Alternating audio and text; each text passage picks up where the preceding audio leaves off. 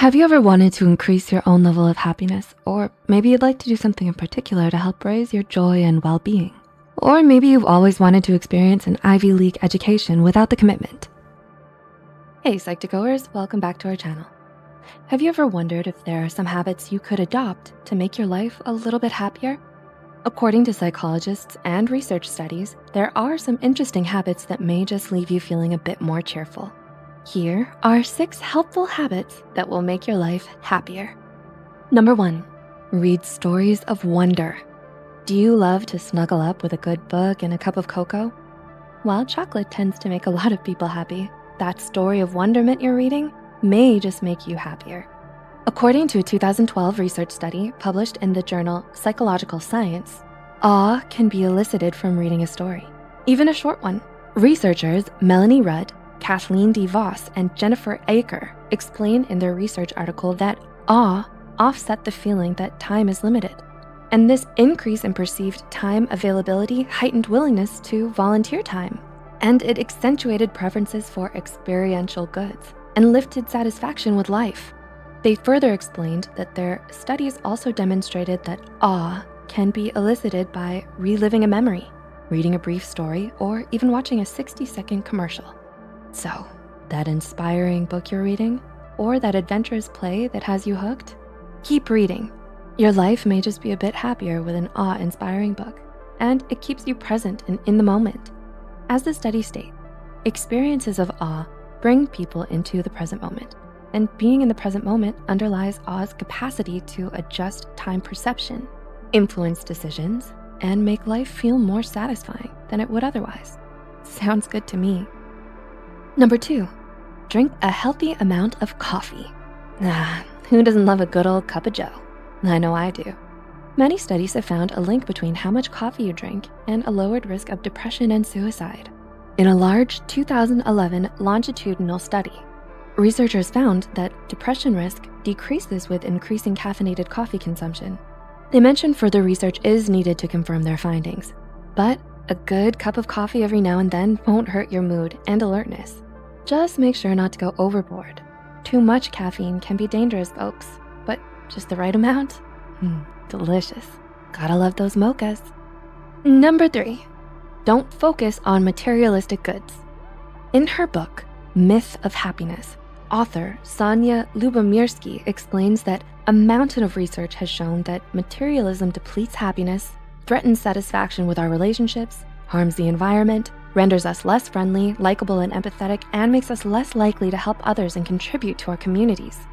While a new pair of shoes here and there won't hurt you too much, if obtaining these types of possessions are all that's on your mind, it could cost you a bit of overall happiness. It's best not to put the weight of our happiness only on obtaining these luxury goods. Make it a habit to instead look towards your values, socialization, self-fulfilling goals, and experiences as another way to get that euphoric feeling. Basically, do what makes you happy. The things without that expensive price tag attached to it. Number 4, make it a habit to be around happy people.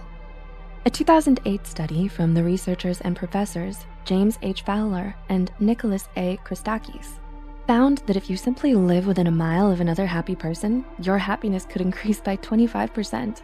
The researchers wanted to discover if happiness can spread from each individual and whether niches of happiness form within social networks.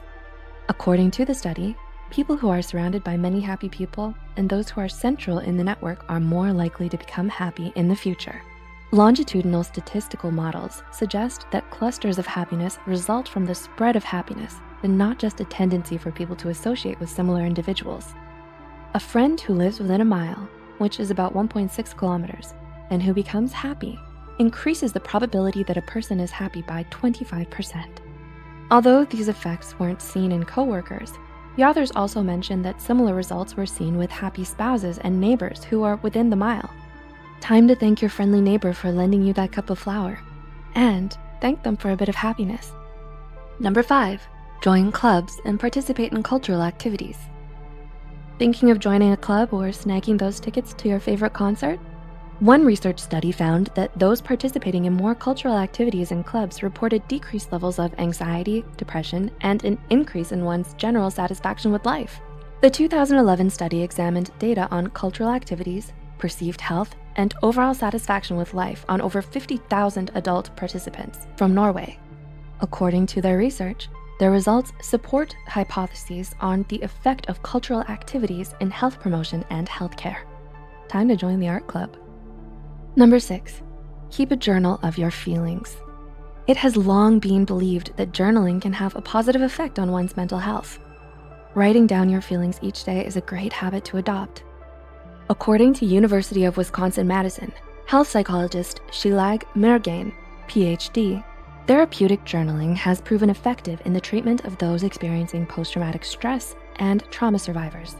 The benefits also extend to those living with chronic health conditions such as asthma, rheumatoid arthritis, cancer, chronic pain, and even those who are chronically poor sleepers.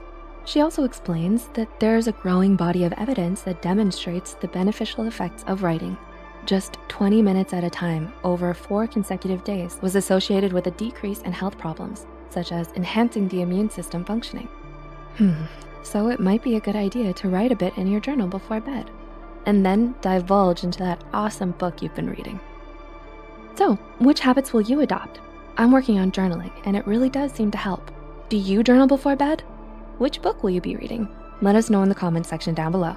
If you enjoyed this video, don't forget to click the like button and share this video with a friend.